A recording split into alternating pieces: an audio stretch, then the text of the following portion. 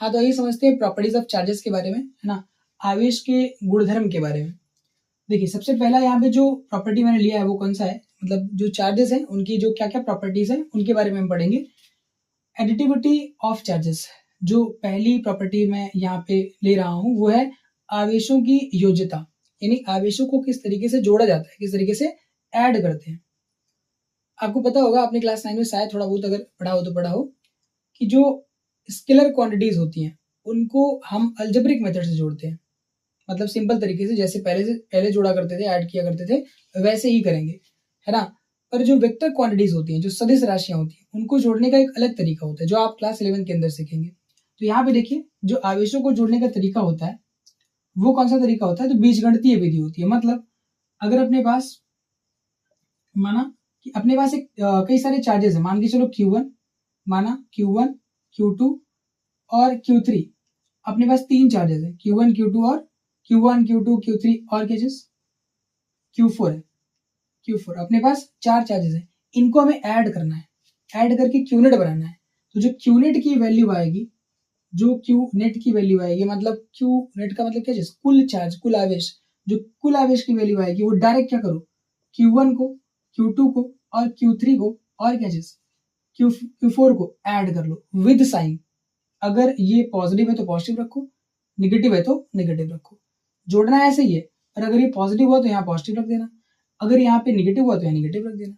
अगर यहाँ निगेटिव है तो ये प्लस माइनस माइनस हो जाएगा, है ना, निगेटिव रहेगा तो निगेटिव रख देंगे। मतलब अगर धन आवेश है तो धन रखो, और ऋण आवेश होता है यहाँ पे क्या कर दो, ऋण रख दो।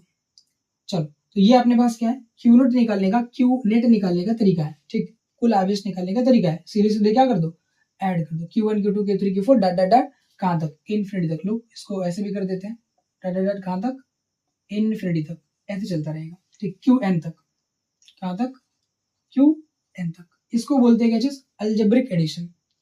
जैसे एज्यूम कर लो कि अपने पास Q1 बराबर, ठीक, या एक चार्ज यहाँ पे 1 कूलम का दे रखा है, एक चार्ज 2 कूलम का दे रखा है, और एक -3 कूलम का दे रखा है, ठीक, ये भी माइनस का ले लो, और एक दे रखा है किसका, 4 कूलम का दे रखा है, ठीक। तो जो क्यूनेट की वैल्यू आएगी, है ना, जो कुल चार्ज आएगा क्यूनेट, मान लो एक क्वेश्चन ही है ना, तो अगर जो क्यूनेट कोई पूछ दिया यहाँ पे, क्यूनेट बराबर कितना आएगा, सबको रखो 1 कूलम पॉजिटिव का, -2 कूलम, तो यहाँ क्या हो जाएगा, -2 कूलम, ऐड किया, ऐड करेंगे तो प्लस का माइनस हो जाएगा, है ना, क्योंकि माइनस प्लस क्या क्या हो जाएगा, माइनस प्लस से मल्टीप्लाई करके क्या बना देगा, -2 कूलम, और यहाँ पे कितना, माइनस का 3 कूलम, और प्लस का कितना 4 कूलम। क्यों भैया, क्योंकि यहाँ पे आगे क्या है, पॉजिटिव।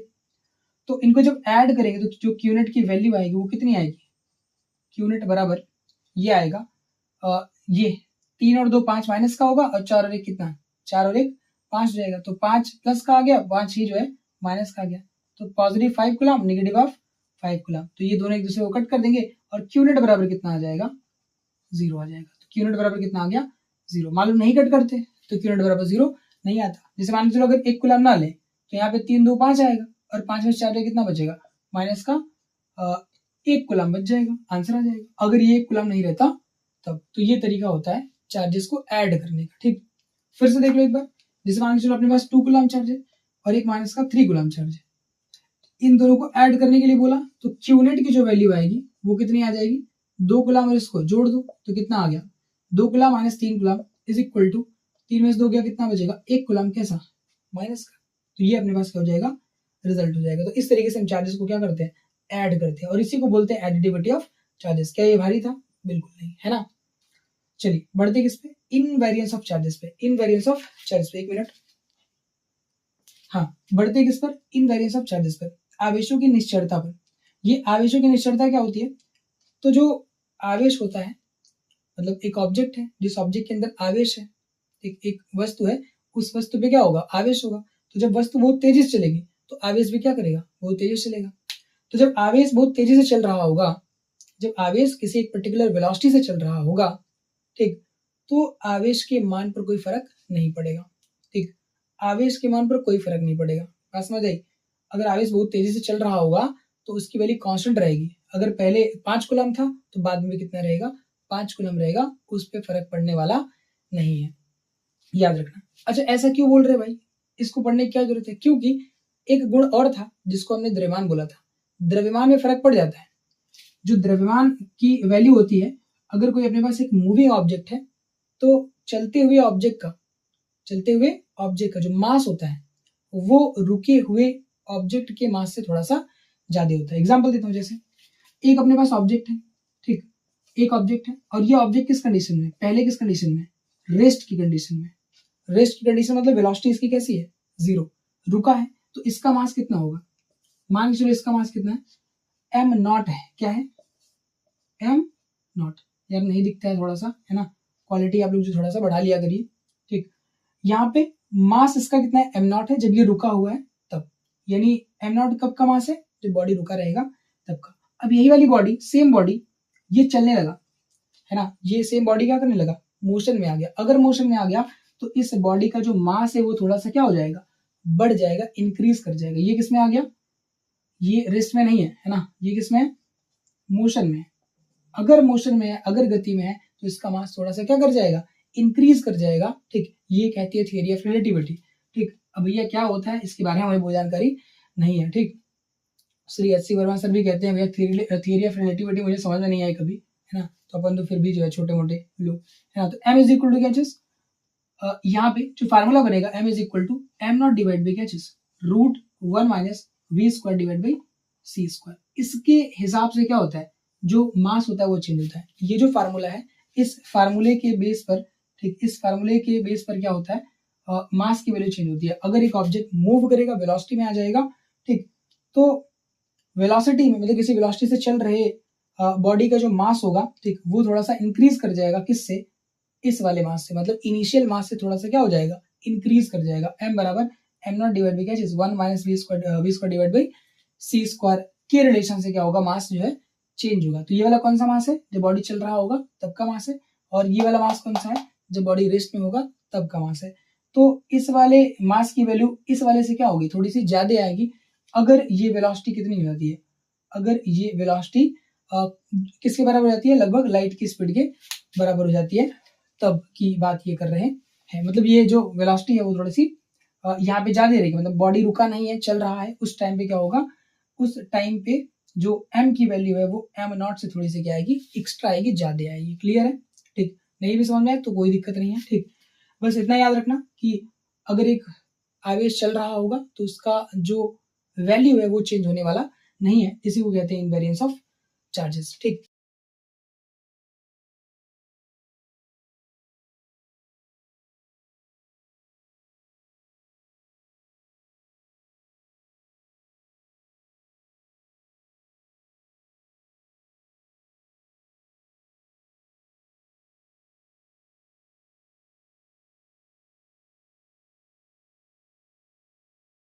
चलिए देखते हैं अगली प्रॉपर्टी, कंजर्वेशन ऑफ चार्जेस, आवेश संरक्षण का नियम। आवेश संरक्षण का नियम क्या कहता है, जिस तरीके से आपने पढ़ा था संवेग संरक्षण का नियम, ऊर्जा संरक्षण का नियम, उसी तरीके से क्या है, आवेश संरक्षण का नियम भी होता है।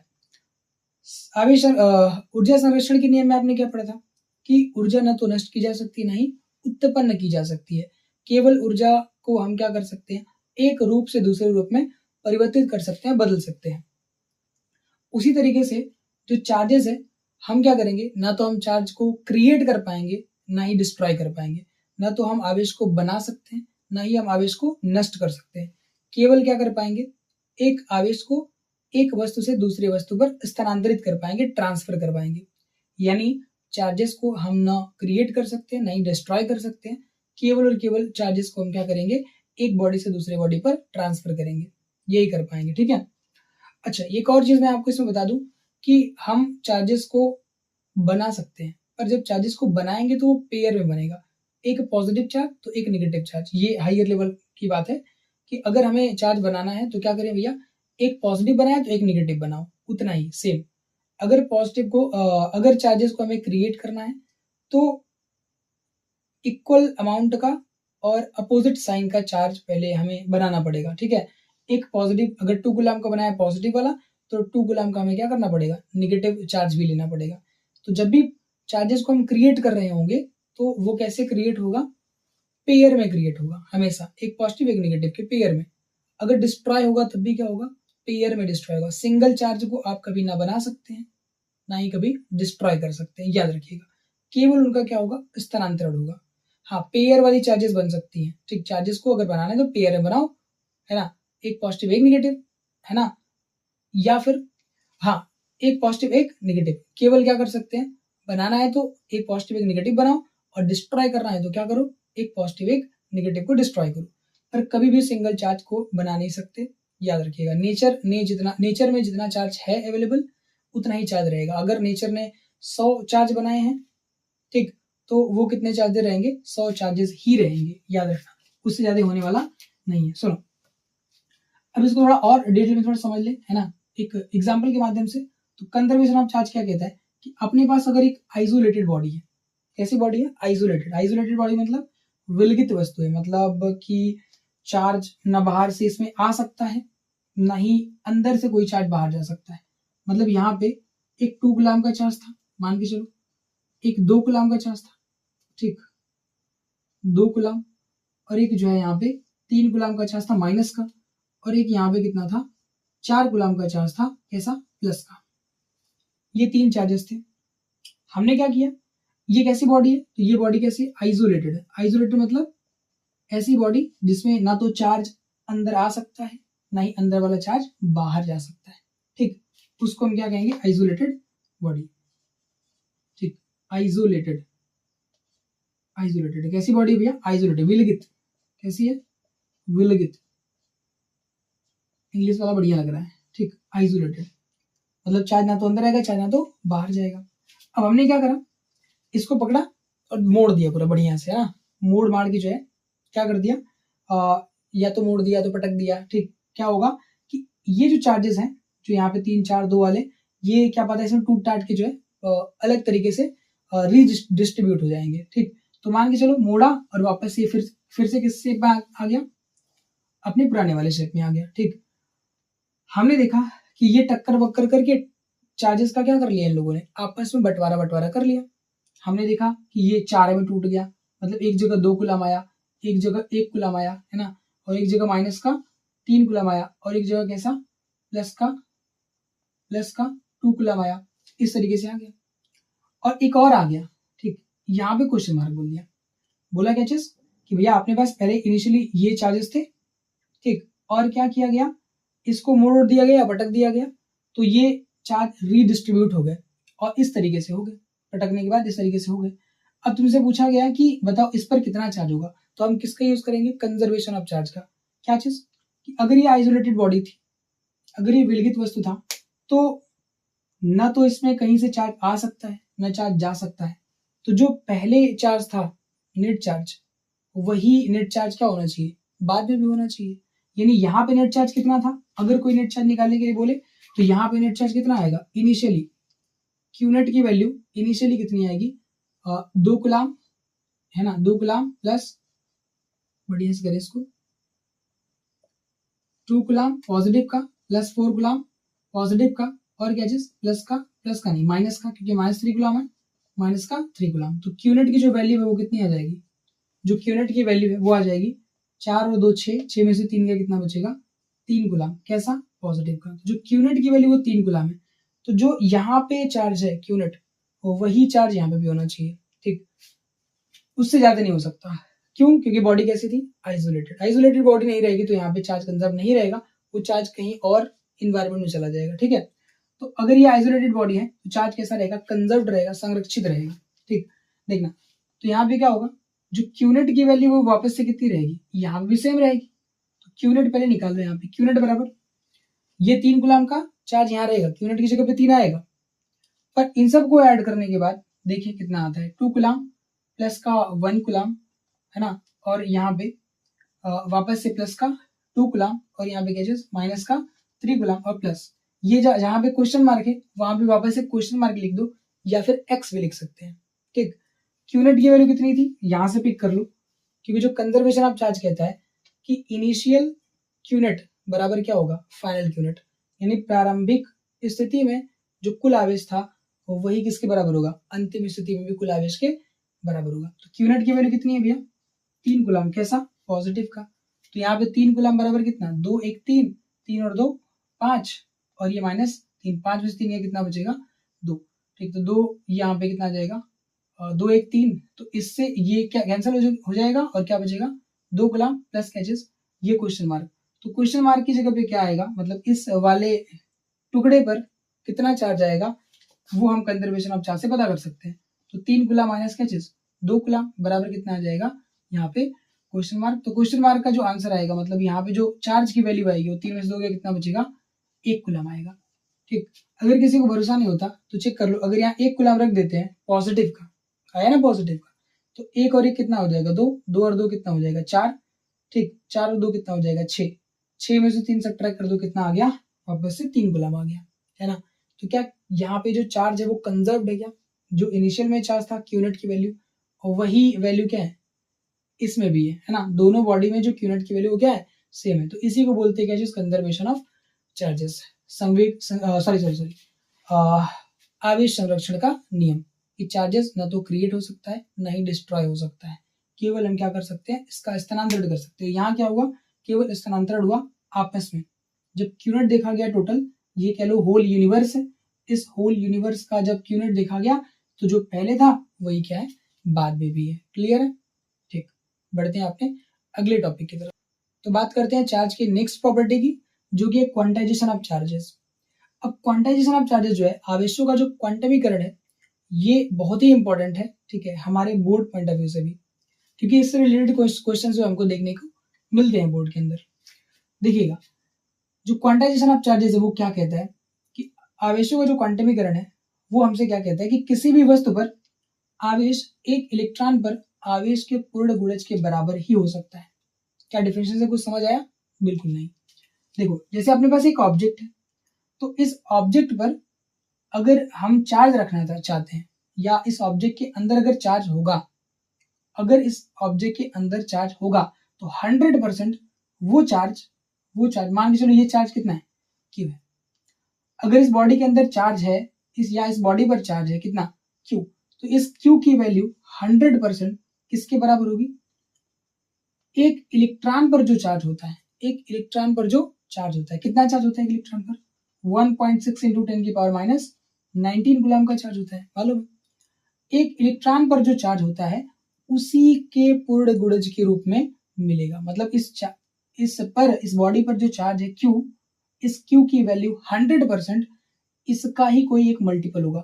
अब मल्टीपल क्या होता है, गुणज क्या होता है, जैसे 2 का अगर तुम्हें गुणज कोई पूछे, मल्टीपल पूछे, तो 2 का जो पहला गुणज होता है वो 2 होता है, दूसरा जो होता है वो कितना होता है 4 होता है, जो इसका तीसरा गुणज होगा वो क्या होगा 6 होगा, है ना। इसी तरीके से चौथा कोई मल्टीपल पूछेगा तो कितना होगा 8 होगा। मतलब क्या कर देना है, टेबल पढ़ देना है। क्या करना है, 2 का टेबल पढ़ो, 3 का टेबल पढ़ो, 4 का टेबल पढ़ो, तो तुम्हें क्या मिलेगा, पहाड़ा पढ़ दो तो क्या मिलेगा, मल्टीपल मिलेंगे, गुणज मिलेंगे। क्लियर है।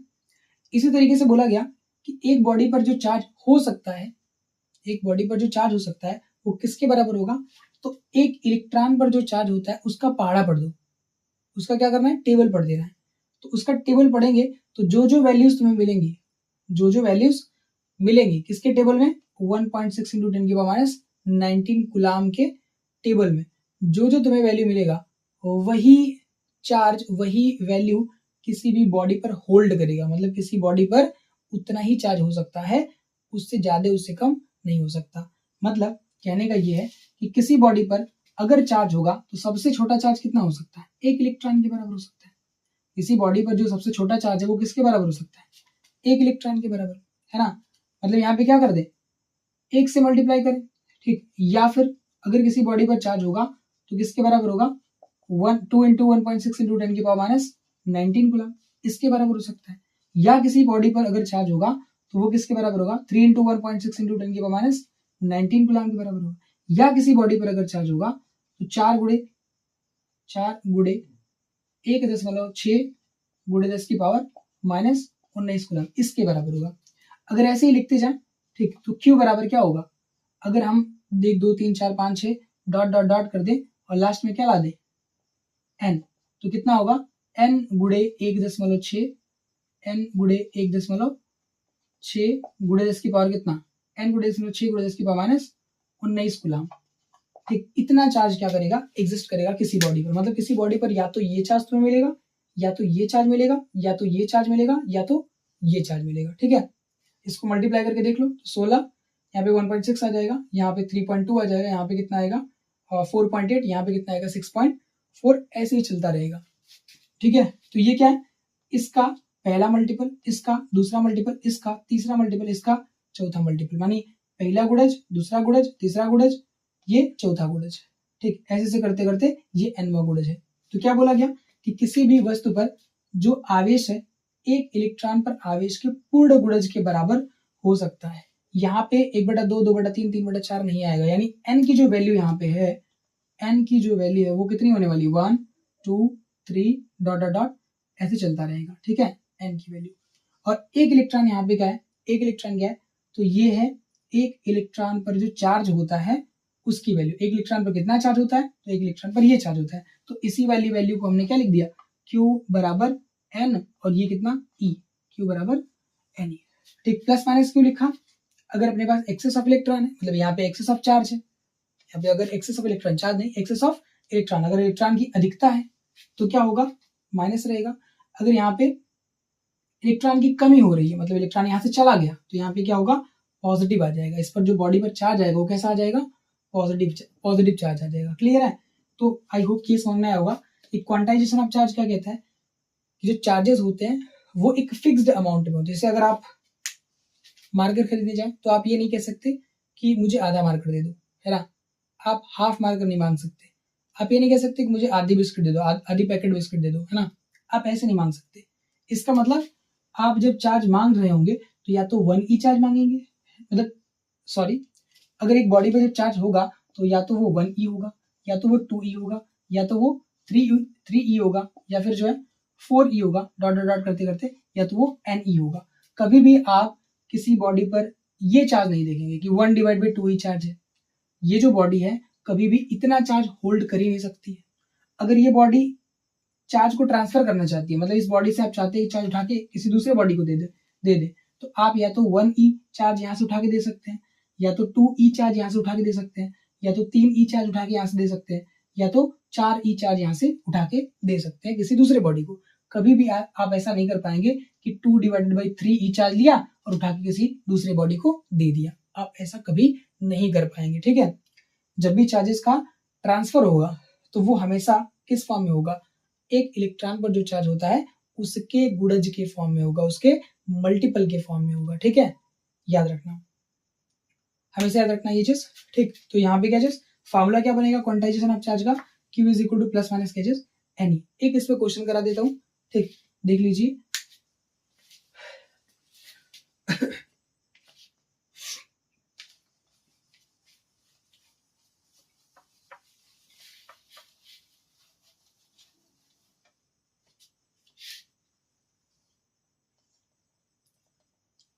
क्वेश्चन देखिए,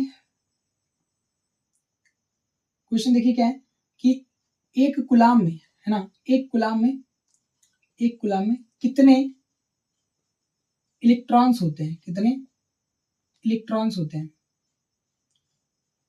बढ़िया सीख लीजिएगा क्योंकि बोर्ड में पूछा जाता है, एक कूलाम में कितने इलेक्ट्रॉन होते हैं, यानी नंबर ऑफ इलेक्ट्रॉन की बात कर रहा है। तो हमें पता है Q इज इक्वल टू क्या होता है, NE। कुछ देर के लिए हम प्लस माइनस भूल जाएंगे कि यहाँ प्लस माइनस भी होता है ना। अभी हम केवल क्या देखेंगे कि Q इज इक्वल टू क्या होता है, NE होता है फार्मूला क्वांटाइजेशन ऑफ चार्ज का, क्वांटम विकर्ण का, आवेश के क्वांटम विकर्ण का। तो Q कितना दे रखा है, एक कूलाम दिया है ना, तो Q बराबर कितना दे रखा है, लिख लो, Q बराबर दिया 1 कूलाम।